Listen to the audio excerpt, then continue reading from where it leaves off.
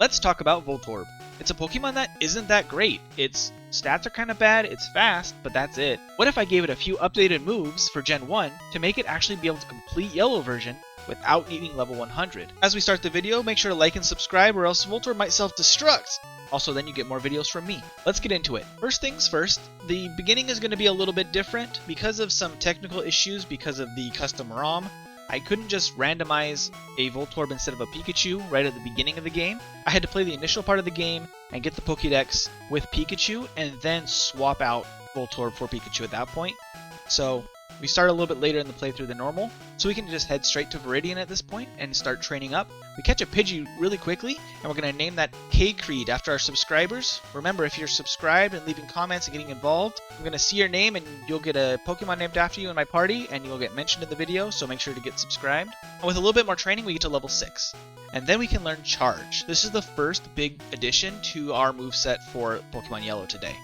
So normally, Charge would increase the power of the next electric move that we use, and then that boost would be lost after the use of the electric move, or it wouldn't apply to other moves besides electric moves. But I wanted to kind of modify these moves and make them work within Gen 1 mechanics. So what I did for Charge, instead of how it would work today, I made it work similar to Growth, because I feel like that's how the developers would kind of think about this move. So it's going to boost special by 1 stage each time we use it, and that's only going to affect electric moves because that's the only special moves that Voltorb can learn. So kind of it works well enough, I think, and I think it's how it would have been done. The other big change that I made is that Voltorb now learns Sonic Boom at level 8, much earlier than it did in Yellow. This is on par with later generations, but really helps with Brock's fight. It makes it just so both of his Pokemon are 2 hits with Sonic Boom, and we can just get through that fight way faster than we normally would. My early game was still a little messy because Tackle is just not a great starting move, but now that we have Sonic Boom and Thunder Shock, we can really get into business. Thunder Shock is the other addition I made to his moveset. Voltorb actually doesn't learn any electric moves at all in his typical level up learn set. It only learns a couple of the TM moves like Thunderbolt and Thunder, along with Thunder Wave, but it doesn't actually learn any moves through level up, so if you fight them in the game, they're typically going to only have Tackle, Sonic Boom, Screech maybe. They're really not going to be that good. I wanted to give Voltorb an early game electric move, like he would have in later generations as well. The other big addition to this moveset as we get into Mount Moon is that you can see I now have a rollout. I did make this work within Gen 1 mechanics though, so let me explain that a little bit. Rollout here has 90 base power instead of 30, but it doesn't ramp in power. And I know, that's kind of the point of rollout, but hear me out. A scaling mechanic of damage, like what rollout would later have where it doubles in power each turn, didn't exist in Gen 1. It's not something that is built into the system at all. So without having to completely build new game effects and things like that, that would be really complicated in all honesty. I try to imagine how developers would think about it in Gen 1 within the mechanics they had. In Gen 1, how I think the developers would think about it is that it would be similar to Thrash, right? Because it's kind of rolling out of control theoretically. So I gave it the 90 base power because that felt kind of like a middle ground, as well as I kept its 90% accuracy. As we get into Cerulean City, you'll see that I go straight to Misty. This is because obviously we have a great type matchup here. I can beat the trainers in here and get some more experience as well. This should be really easy because Misty is going to take super effective damage from Thunder Shock. I will resist the Water Gun and Bubble Beam attacks from her Pokemon because of the combined special stat in Gen 1.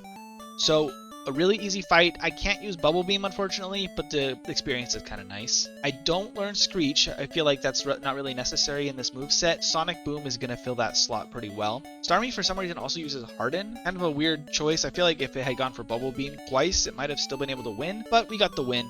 Voltorb really has a really limited moveset. It's kind of shocking. Shocking how limited the moveset really is. Now we are level 20 headed into the rival fight though, which is a good spot to be, especially where we can take out the Spearow so quickly with Thunder Shock. The big problem though is Sandshrew. Sand attack, that can really mess us up, and the fact that it resists our electric moves, so we can't do very much damage. Sonic Boom will be our only option really against him, so hopefully we get through without too many accuracy drops, and then we can take out the Rattata and the Eevee with Thunder Shock. After that I can start fighting the trainers on Nugget Bridge. And this is where I can kind of start playing around with Rollout. It's still not the best move. Voltorb has really bad stats besides speed, and its damage is just going to be quite low. Rollout is tricky because it traps you in using it, right?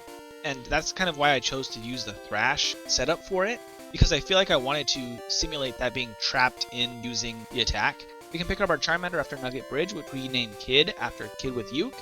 Thank you so much for being subscribed. Then we can move on to save Bill from his weird experiment and get down to Vermilion City. On the way to Vermilion City, we'll see one trainer here with the 3 Pidgeys. That's actually going to be a good example of rollout being actually useful. I could have used Thundershock as well, but I kind of wanted to save the PP as well as get some use out of rollout. It's kind of a fun addition. The type diversity is kind of useful. Voltorb has very little type diversity because it only learns normal and electric moves for its entire learn set in Gen 1. So having a rock move is kind of fun, but then I make a huge mistake. I fight this Sailor, and I go in pretty cocky, because honestly Voltorb has been doing a great job so far. I didn't even really think about it, but I should have been more careful. Because I reset on him, I have to go back to my last save, which is all the way back in Cerulean City. I have to do that full route again and waste a bunch of time. Really unfortunate. Being reset to a whole different city is rough. I make it back to the SSN and I go fight him again to get my revenge and get rest, because I do want to keep that for later. Rest is always handy against the champion fight and sometimes other Elite Four members as well. But after we get that, we can pick up our items in SSN and get to the rival fight. So for this, I'm not too worried. It's very similar to the last fight, so I feel like it's going to go well. The sound attacks are still a problem, but now at this point, Sandshrew now has 3 moves instead of just 2. And while Slash is pretty good, it gives less of a chance to use Sand Attack, because it's kind of nice to not be just pelted with sand every turn. After we beat the rival, we pick up Cut and we can leave the SSN and head over to Surge. Now Surge should be easy. He doesn't have a type advantage, he doesn't have good AI, he's just gonna kind of pick things to do, and then he gets some huge hits with his Mega Punch and Mega Kick and knocks me out. I didn't really expect that. I was playing with rollout, just kind of having fun, not really being that careful. I went back in and used Sonic Boom the next time, which was much better and much more consistent, and that gives me Thunderbolt. Thunderbolt is going to be the greatest upgrade ever to this Voltorb, because Thunderbolt is just honestly one of the best moves in Gen 1, especially one of the best TM moves. So I teach that right away. After I leave the gym, I pick up Squirtle, and I name this Wooper after Absurd Wooper. Thank you for being subscribed. That'll be all our subscribers today, but if you want to see yourself in future videos, leave a comment. We pick up our bike and sell it on, then we can head over to Rock Tunnel. But with being able to set up your special, it really helps a lot. Even with damage that's not very effective, it still works pretty well. In Rock Tunnel, we have to fight Cubone and a couple of Slowpokes. You'd think this would be worrying, but with Sonic Boom, it's not too bad. We just have to get lucky with Bone Club, and we do. However, this junior trainer with the Oddish and a Bulbasaur is a much bigger problem, because with all the status problems, poison, confusion, if I use rollout, I kind of play it messy and get knocked out. But what I decide to do, just like I did with the Rapping Junior Trainer, if I just set up my special, it goes much better. Being able to set up special is so useful in Gen 1. The self-destructing Hiker, though, is definitely a concern, because I have terrible defense. So if I get hit by self-destruct, it's just over. And that's what happens in the first fight, unfortunately. I get hit twice with self-destruct, just not going to work. The next fight I get much luckier, and I am able to Sonic Boom through his team. It's just a matter of hitting enough Sonic Booms and avoiding the self-destruct long enough. Go and pick up some items and sell it on City, and I beat some Rockets. I get some vitamins and some Pokédolls, and we head over to Lavender Town. In Lavender Town, we're going to go fight the rival number 4. He is actually pretty easy. We have a decent matchup, and just one setup of special is enough to be able to beat his team pretty quickly. Biggest concern is still Sandshrew, but it is much later in the team now, so it's only really going to be an issue at the end, and by that point I'm a little bit set up. I have Sonic Boom. It's doing less damage now though. Soon Sonic Boom is not going to be worth it, but even with lowered accuracy we're able to win that fight, and we can go kick out Team Rocket and get the special flute from Mr. Fuji, the Poke Flute, and we can get over to the bike route. So on the bike route I train up a little bit, and we can finally get Swift through level up. Now this is going to be a great addition to the moveset because it obviously ignores accuracy, and it's going to start doing much more damage than Sonic Boom. I go pick up some items in the Safari Zone and get Surf, and then we can head back to Erica's gym, where we beat all of the trainers, and we get a couple of levels, and we can fight Erica herself. I set up a bunch with Charge, and you kind of see an interesting interaction here. You see that I get my speed dropped, which is normal, and then I get paralyzed, and my speed drops to 16. Then I get my defense dropped. At that point, you see my speed drops again all the way down to 4. This is because in Gen 1, if you are paralyzed and have other stats dropped, your speed will also be dropped, and it can go all the way down to 1, which is kind of nuts. Once we beat Erica, we can go to the Sylph Company and clear out some of the trainers there, get to level 40, and then we're ready to fight the rival. But now he has a Sand Slash, and that's going to be a big concern. He's already starting to get real strong. This Sand Slash, I think, is the biggest hurdle at the end of the game for Voltorb, and the reason that sometimes Voltorb needs level 100 to be able to complete this game. And this first attempt, Swift is just not doing any damage. It's just not going to work. So I go ahead and reset, and I think through my moveset. I try to think what I can improve here. Voltorb has such a limited moveset, though, that I really don't have that many options. I try to use Takedown, because that's the other TM that I have at this point, and it really just doesn't work. Honestly, Takedown doesn't do nearly as much damage as I was hoping, and with the recoil, it's just not a good option at all. Honestly, Swift is also just more useful later in the game, and the 30 power bonus just isn't worth it. So I go back in with the mindset, maybe I should just try to badge boost myself as much as possible, and I start using Charge. I get hit a ton with accuracy drops, and then I just try to use Swift, because obviously Swift will still hit, but man, it's just not doing very much damage. I can't use Thunderbolt really at all anymore because of the dropped accuracy, and it just won't hit. So I have to use Swift to take out Cloyster, which is messy. I'm using it on Magneton, but it's just not doing very much. I think, honestly, at this point, Thunderbolt could do more against Magneton, too, because of my setup. I knock out Kadabra, and I finally get to the Flareon for the first time. It just can't hit Thunderbolt, and I get knocked out. Trying to go for the one hit didn't work. So, I just decide I'll just go get a few more levels. I'll go to Koga's gym, and we'll come back later. I go to Koga's gym and knock out a few trainers, including the guy that dropped his balls. What? Anyway, at Koga I go in poisoned, and this probably isn't the best idea. Sometimes this is useful because you can avoid sleep powder, but in all honesty I just wasn't doing enough damage, not setting up enough. I tried, but my special got dropped, and then I just used rollout. It just isn't really a good tactic to use. Between the poison and the confusion, it's just too risky. But I go back in again, and I decide that setting up with Charge is just the way to go. Thunderbolt is such a good move, just rely on it, it's better than Rollout. Then we can head back to Sylph Company and fight the rival again, but now we're level 48, and we have a huge upgrade to our moveset, Double Team.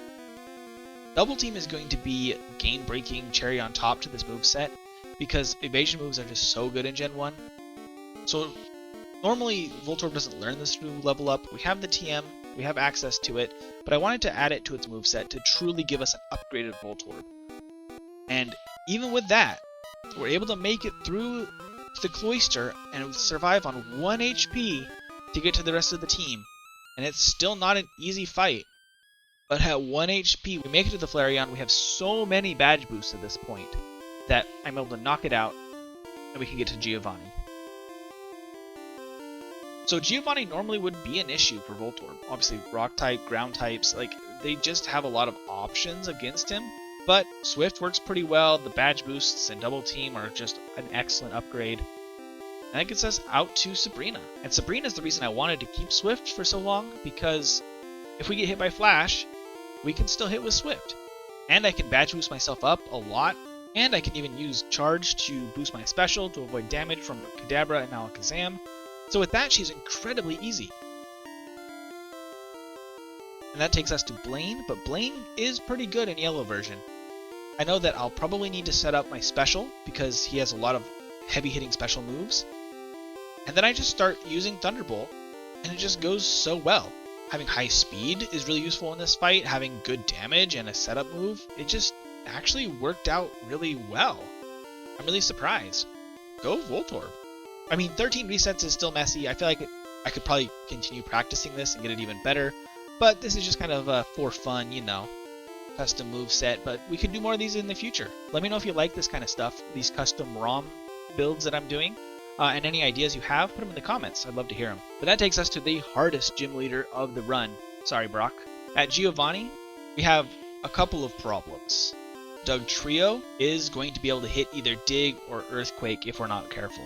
So my plan here is that I have to use Double Team to avoid Earthquake or Dig, and then steal one of those moves to be able to use against Nidoqueen, Nidoking, and Rhydon. Swift is now gone, we have Mimic instead. So, it takes a few tries. I finally am able to get past the Dugtrio with enough evasion luck and get onto the other Pokemon in his team, but the problem is they can still get lucky. And if they get lucky with Nidoking, Nidoqueen, Rhydon, one Earthquake is just going to knock me out. I have no chance. So it's a game of luck here. But after 17 resets, I'm able to get fully set up with Double Team. I'm able to steal Earthquake, Thunderbolt the Persian, because that's just the better option there. Then we can hit Earthquake on Nidoqueen, and this still does not one-hit. Even with this setup and the super effective damage, it still doesn't quite knock it out. I don't expect to knock Rhydon out, but my evasion is so high at this point, I even set up an extra time at the end just for good measure. It probably wasn't that smart, but that got us through. That brings us to the final rival fight before, obviously, the champion fight. And we got Sandslash again. This guy is really getting on my nerves. So he still doesn't have Earthquake, but he has Slash, and that's going to be some really good damage. So that's definitely what I'm going to steal. Without Earthquake, he can't do a ton of damage. He can still hit Slash, which will hurt, but otherwise not too bad. Just wait for the champion team, though. He's going to be awful. Execute isn't too bad as long as we don't get stuns board, which works out here. And then we can, which is our first easy opponent on his team. Magneton isn't too bad either. I mean, Supersonic can be annoying, but really not too bad. Kadabra should be easy with Slash. Flareon should also not be too bad, but it could use Flamethrower and Fire Spin and do a bunch of damage, so it's still risky. It's not perfect. But then I make a big mistake. As we go into Victory Road, I run into a trainer that I wasn't planning on fighting, and I get taken out. This made me reset all the way back to the beginning of Victory Road, wasting another 3 or 4 minutes. So frustrating. But that gets us into Lorelei. Lorelei is going to be a breeze. In fact, as we get into this, I'm actually going to speed up the footage even more than it normally is. Because all it is a series of Thunderbolts. I stole rest, I wanted to set up, and then I just started using Thunderbolt to just kind of see where we're at, and I just kind of swept her team. Not really my plan, but hey, that's awesome. Great job, Voltorb. And then we go into Bruno. Now you'd think that Bruno is going to be a pretty tough opponent for an electric Pokemon like Voltorb.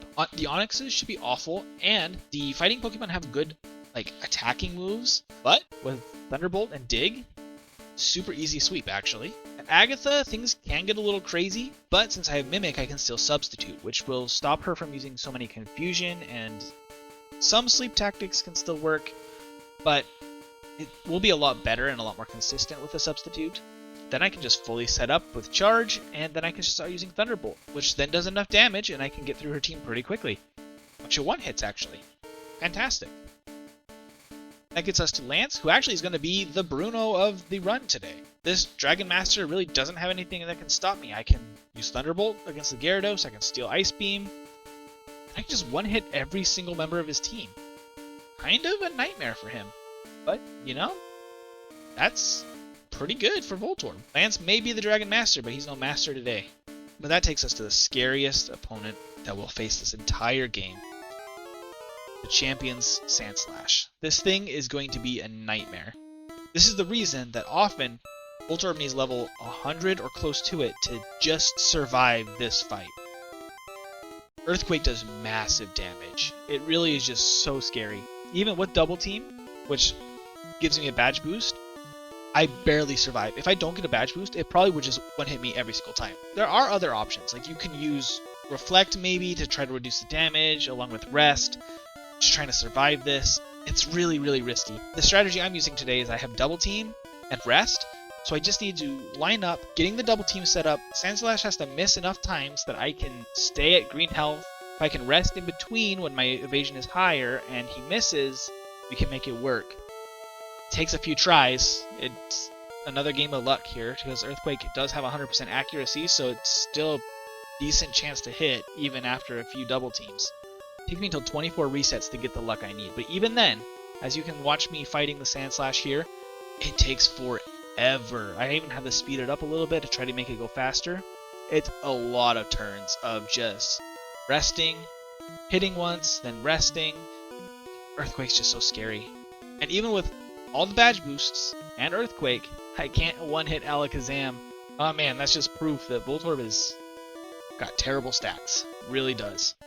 That gets us to Executor, who is annoying. He's really trolly. Got Leech Seed, Hypnosis, and Barrage, but can't do a lot of damage to me, and especially with my evasion boosted, Voltorb does pretty good actually. Magneton isn't too bad. Earthquake really helps here. Thunderbolt obviously is a great thing for Cloyster, so that's not going to be a problem. if we can hit Earthquake on Flareon and it doesn't survive, we got this. And we do. So that makes Voltorb finish with 1 hour and 33 minutes and 21 seconds of real time, with the game time of 5 hours and 9 minutes.